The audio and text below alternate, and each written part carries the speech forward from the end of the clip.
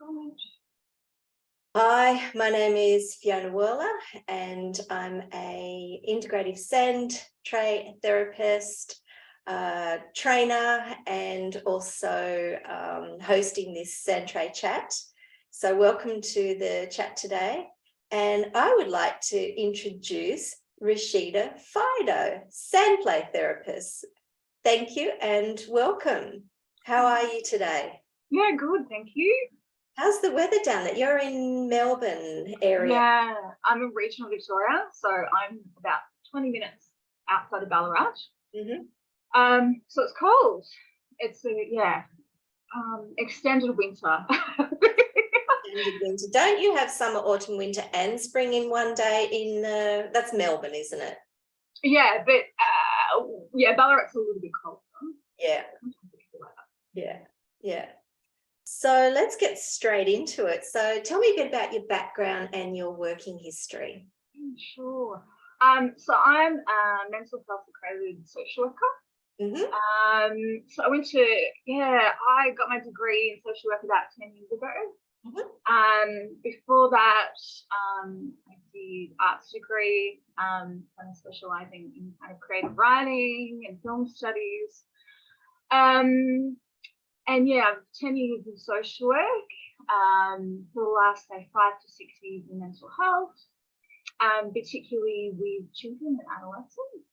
Okay, children and adolescents, yeah, okay, yeah. So I really like that field. Prior to that, I was working in maternity as a social worker at a hospital, just locally, and also working in youth crime prevention as well. But I did the mindful course in Melbourne, which is like a 6-month course. That's not anymore, is it, that mindfulness? I think it is, but it might be rejigged. Yes. My sense of it. Okay, yep. Yeah, and that just involves, taking lectures about child and adolescent mental health presentations. Also, creating formulations related to young people's mental health and doing assessments with kind of experienced trainers that were in infant and child mental health. And from there, I thought, this is my cup of tea. I'm doing this. And then I worked in infant and child mental health in regional Victoria. Maryborough and Castle Maine for a couple of years.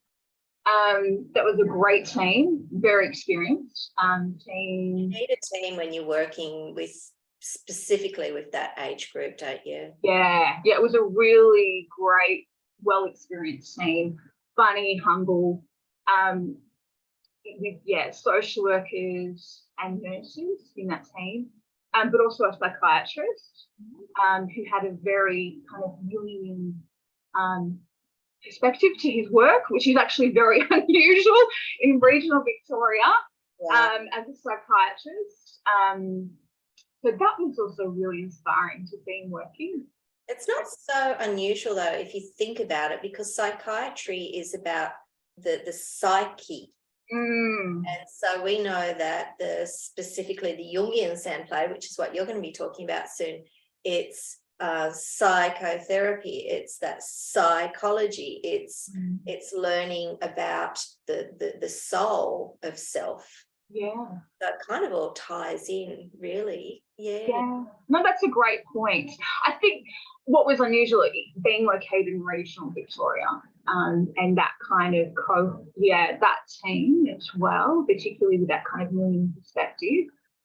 When we're outside kind of the main town, 2 hours outside, which is really great to see. Yeah. Is he still around? Is he still doing work? Yeah, I think he's in Melbourne now, and I think he's the director of an organisation. Yeah, okay. Interesting. From there. Yeah. But from there, then I worked at Headspace for a couple of years. So that was more with the adolescent population from 12 to 24. During that time, there was COVID, as we experienced for a couple of years. And I've done training in CBT, ACT, but I was finding in my work, particularly going to schools, a lot of presentations around trauma, developmental trauma, and yeah, that wasn't working, understandably, in terms of that particular cohort. As in talk therapy, is that? Yeah. So, and I can't remember what prompted me to kind of investigate Sandtray, but something drew me. And yeah, during that time, in over 2 years, I did online training with Barbara Turner. Excuse me. So for anyone that doesn't know who Barbara Turner is, did you want to explain that, because you're working with her, so you'd be yeah. Look, yeah, she's well renowned in Sandtray. She's written books. I think she worked with Dora Cole, or was trained by Dora Cole. I don't want to speak for her experience, but I'm just trying to remember. And yeah, years of decades of experience. You can actually jump onto, for anyone that's interested, you can jump onto YouTube and watch her giving some short speaking engagements, I guess. Yeah. So yeah, I did that for 2 years online. That was an amazing experience. So that would be every fortnight, getting up at 3 a.m. in the morning. I've got a very patient partner as well, just in terms of the time difference. And someone would present their Sandtray tray, and also theory. So 2 hours would be divided up into those two components.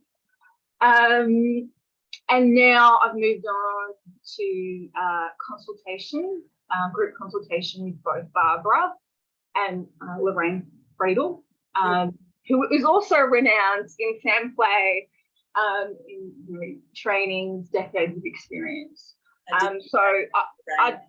Yeah, she's amazing. They're both amazing. Yeah. I specifically like the neural loop and the research that she's done on the two parts of the brain and that intersection. So she's really she's so easy to read as a research psychologist. She's really easy to read, and such a lovely normal person. Yes. Both are very grounded and humble, which is great.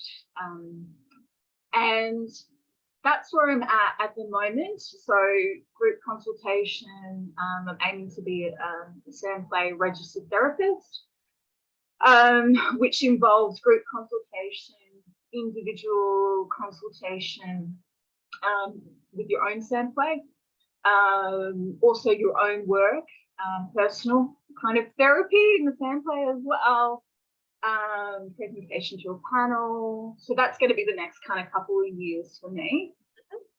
So yeah, I'd be classified still as a Sandtray trainee, just because I'm getting to that kind of registration.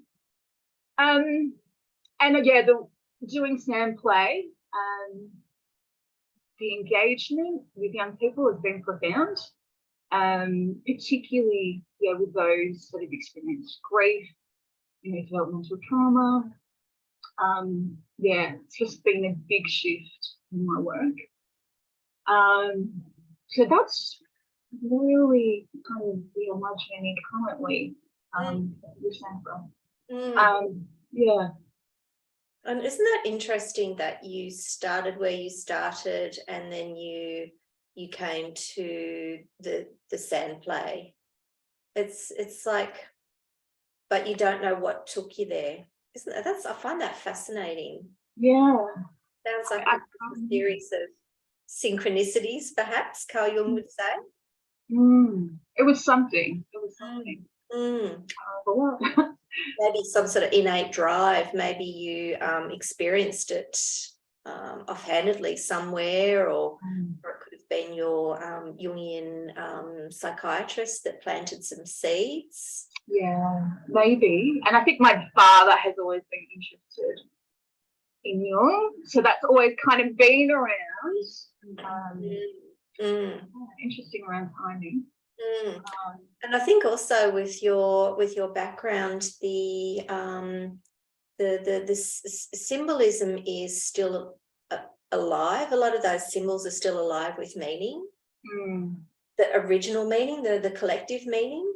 Whereas a lot of symbols in the West, let's say, have been, either bastardized or changed so much that, it's a bit confusing. What does this mean? And this is, it's convoluted, I think, in the West.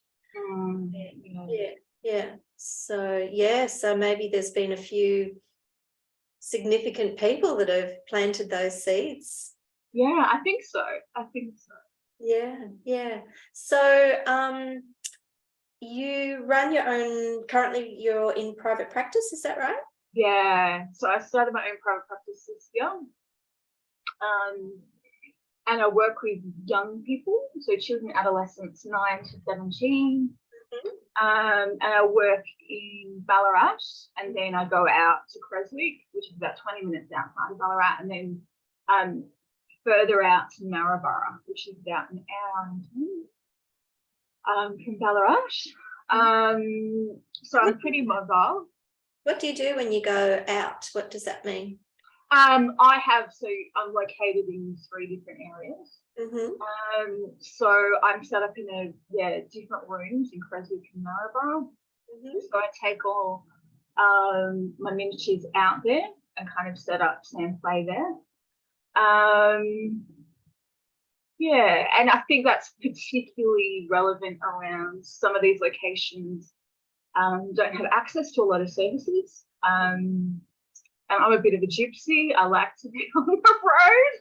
Like the aim was to be in one place this year, but it's worked out that I've got 3 locations that I go to.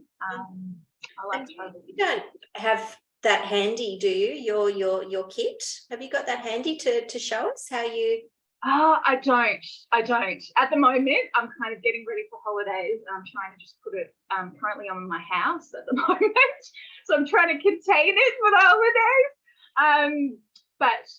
I take, I suppose, in terms of the different miniatures, I take it from animals,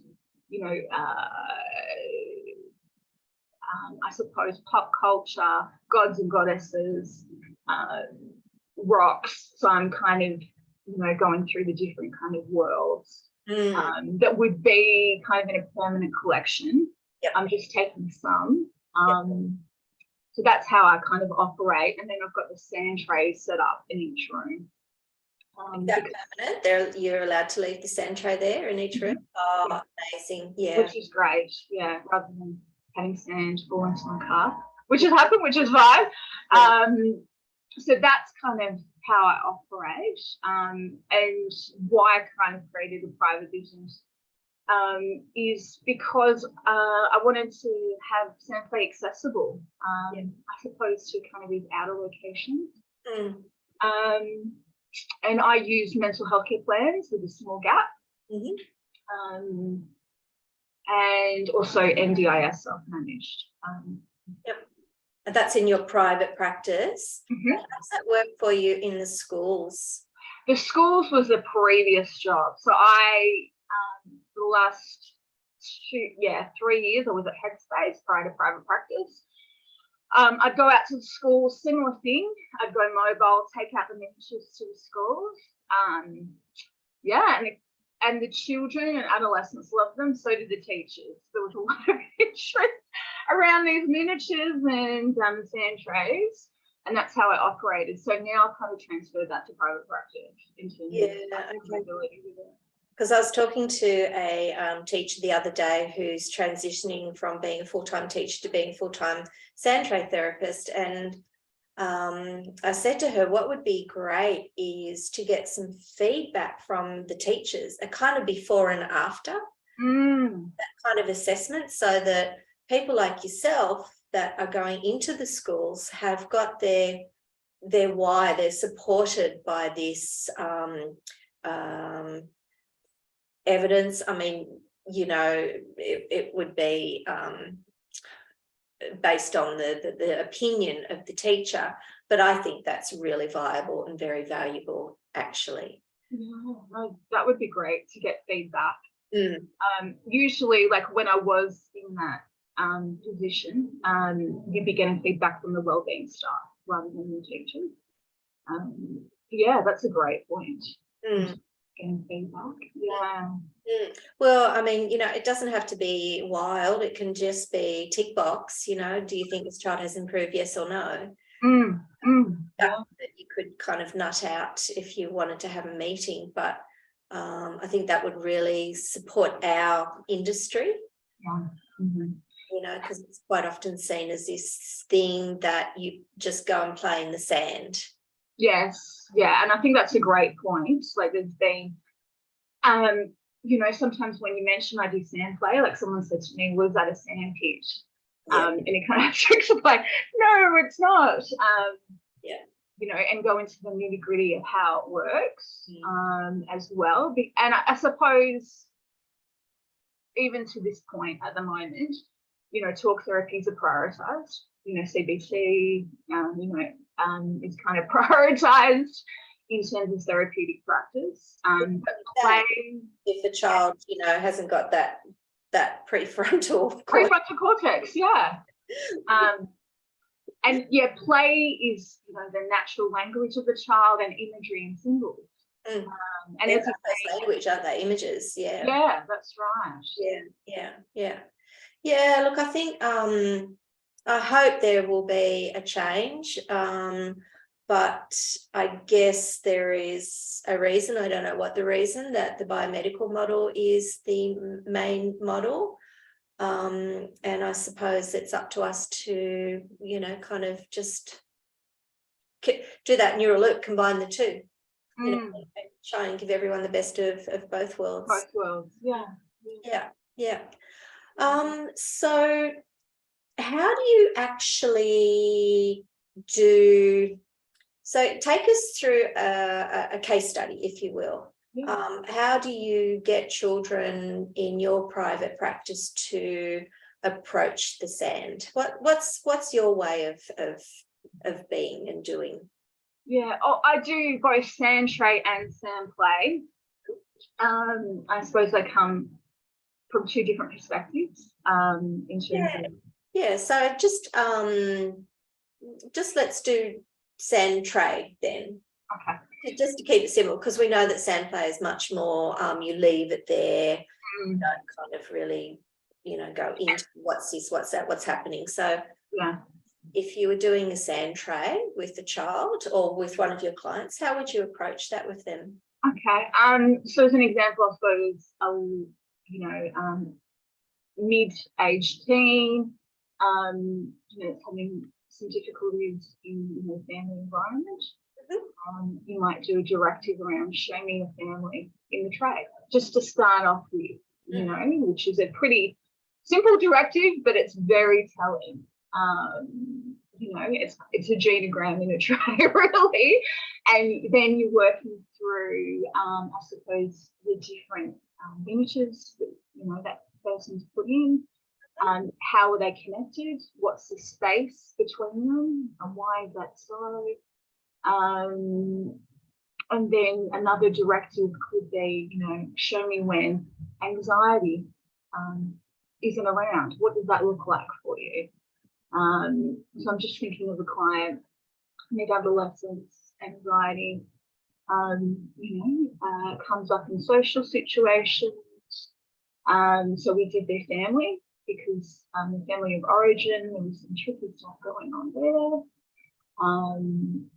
In picking out the symbols and then working through how close would you like this person to be to you. And they identified they wanted their mother to be more distant, that it was kind of quite a suffocating relationship or something. So working through, that's how I start off with, is, the family.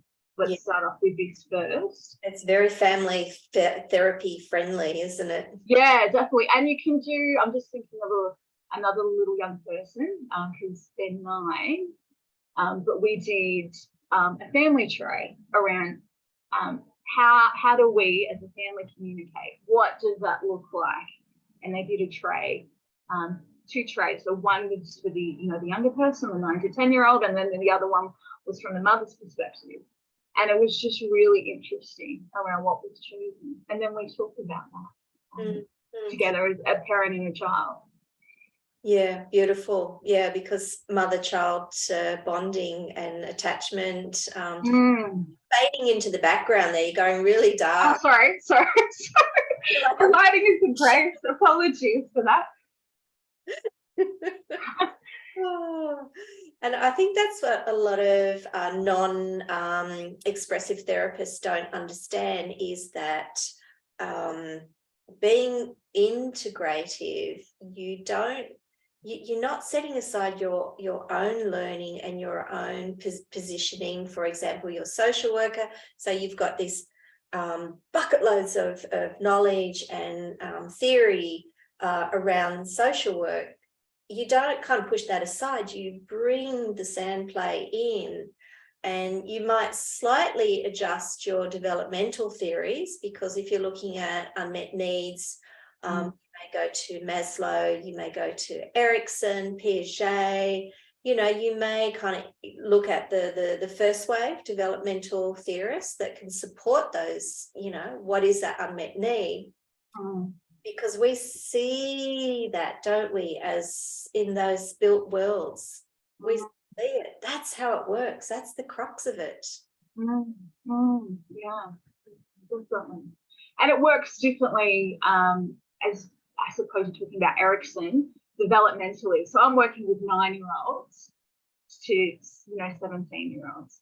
So it's going to be different, I suppose, in terms of where they're located. And sometimes the take up, I've got a 17-year-old now that doesn't want to do, Sandtray, just wants to work with, CBT and action and commitment therapy. So I just work with, what's going to work best for the young person, but what are they open to as well in terms of engagement.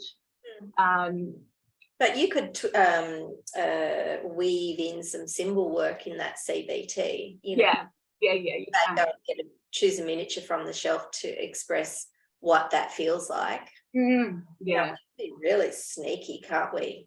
Yeah, definitely we can. And if they don't, sometimes that's a really great point, Fiona. They don't want to use the sand. Can just use the symbols. Yeah. And that's okay as well. It's whatever's going to work for that child and young person. So that's how I kind of utilize Sandtray, is working with the presentation, anxiety, depression, grief, but also getting a sense of what is family for them, what is friendships, what is relationships to them, with the miniatures. And that's using directives. And then Sandtray, as you were saying, is a different kettle of fish around, create a world in a tray. And the first tray that they make, we're witnessing that, it's not directive. And then that first tray kind of represents their strengths, the obstacles, woundings, what is the therapeutic direction of that in terms of our work together. And then you're watching the affect, the young person, but also yourself, the symbols they choose, how do they come to the tray, what position of the tray, what symbols are they picking for the miniatures, are there clusters, is it cohesive, what is the developmental stage they're at. So it's quite it's a lot more complex than a young person picking miniatures in a tray, which I know from the outside that's what it looks like. Yeah, that's why we need good training, right? That's why this is not a weekend workshop training. No, yeah. You and I have both got years and years of training, and we're both still learning. I'm still learning, every time I think, okay, I just got my head around this. You'll get a client that presents and you'll go, oh, I thought I had my head around this. This is another challenge. Yes, yeah, which is great because we're always learning. Like, I think you've got a great point there, Fiona. It is not just a 2-day or reading a book and we're going to see what happens, because that's unfair to yourself and also Well, the client. you can do harm. You can do harm. Yeah, yes. So definitely agree around the ongoing training. Yeah. And yeah, absolutely. I think we could talk for a very long time. Yeah. I'll get you to next time we will have another chat, and I'll get you to put your light up so we can see your beautiful, smiling, happy face. Yeah, I'm so sorry. Is that better? That's better.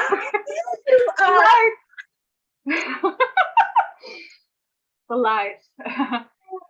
So I wanted to ask you, so you've just given this really amazing framework, I guess, around how you work with different clients. And one of the take homes for me is that it's near impossible to say, well, this is how you do it. This is how I work. Because you've got different presenting issues, you've got different personas, you might have you've got different ages. It's not like taking a one size fits all. And what I really loved that you brought into the conversation is the role of the therapist, because we need to be able to stand in our client's pain. We need to be able to feel their pain and know that it's theirs and not ours, but we can hold that for them. And we need to be able to rupture and repair. Yeah. So it's this kind of complexity. It's about the client, but it's about you as well. That's a great point. Yeah. Well, it's why we see our own analysts, isn't it? Yeah. That is a really important part of this, being expressive therapists, that we have someone that, can hold us accountable, and someone that can say, look, it's okay. It's all right. You're doing okay. So I was wondering, do you have any maybe take home for the listeners that are thinking about becoming Sandtray therapists? I think, as you were saying, Fiona, have a look on YouTube around, Barbara Turner's work, Lauren Friedel's work, around Sandtray. And yeah, I think that's a great starting point, and even getting a book, around introduction to Sandtray. I know Barbara has one, and to get a sense of, is this something that I'd be interested in doing? I think kind of pre-reading, right? Sorry, what was that? Kind of pre-reading, like get around it, And I think being aware, like you've said, Fiona, that it's not a 2-day training course. It's ongoing theoretical understanding, practical kind of experience, and then your own therapeutic work, because you are not, you've had an experience yourself of family, relationally, and you're bringing that to the therapy room in terms of your experiences. Sometimes you can be triggered as well by others' experiences. So yeah, you need to know that kind of what you're getting into is a long-term relationship, not a short-term relationship. That's probably the best way to think about it. And it's ongoing. Yeah, absolutely. So the last question, I've thrown you a little bit into the lion's den here, but do you have an elevator pitch on what is Sandtray therapy? Oh, I'm not great at this stuff in terms of an elevator pitch. I'm going to be quite honest. I suppose in terms of the benefits, are numerous in terms of Sandtray. It works on kind of it can work on a pre-verbal level with trauma, grief, I suppose in terms of on our unconscious materials, and that coming up symbolically in the tray to kind of work through over a period of time. And then you've got that sensory component of the sand as well, which is lots of neuroscience around that and the impact, on the brain and the benefits. Yeah, I don't know, that was a little bit long-winded, I apologise, but yeah. It might be a 52-story building, so that elevator's got to get all the way up the top there. Yeah, but it's numerous, and I've witnessed it for young people, and I remember, like, in terms of my last job, which is in the public sphere, and doing a presentation about a young person that came to see me and had developmental trauma, and you could see their faces shift when you saw the first initial tray to the descent and then coming back up. It was great to see around. This isn't just a Sandtray, as we've talked about, chucking in miniatures. This is actually a very deep therapeutic process. That descent into the unconscious rattles, things loose, and then as they come up, that's where the emotion bubbles up, and that's what you see. That's where you see that change, or somebody will cry but not know why. It doesn't matter. Rashidah, it's been absolutely wonderful speaking with you, and let's do it again, and perhaps next time, maybe in 6 months' time or so, you could have your kit in front of you, because there's a lot of therapists that are actually on the go, so they would love to see what you've got and how you do it. That would be, if you want to, that would be amazing. Yeah, that would be great. All right. Fantastic. Well, thank you. And no, thank you. And we'll talk again. And just all your details, if anybody would like to see Rashidah, if they're in that area, all the details will be below the chat, so you'll be able to contact Rashidah directly. So thank you very much. Thank you.